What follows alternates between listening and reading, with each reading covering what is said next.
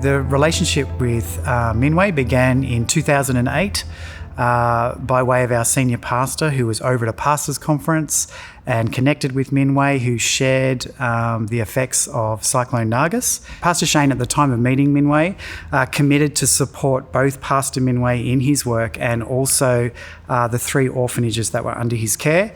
Enjoy Church set up a sponsor-to-child type arrangement at the time, and sponsor would basically commit to a monthly sponsorship of each of the children in those 3 orphanages. The initial conversation involved obviously me approaching Pastor Shane with the idea of moving from supporting 3 orphanages into supporting the reintegration of children back into families.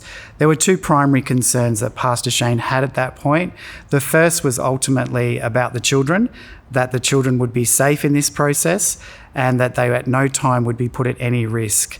The second was obviously the relationship with Pastor Minway, which was the first point of connection to Myanmar. Minway had become a great personal friend to Pastor Shane. Pastor Shane respected him greatly, so he really wanted me to handle that relationship with great sensitivity and care. I travelled to Myanmar. I was in the taxi with Minway, and I was contemplating, how am I going to actually approach this question with someone that we deeply respect. And thankfully, in the taxi, 3 minutes after I met Minway, he actually raised it himself and said, "I'm running 3 orphanages, but my heart is to see children in families."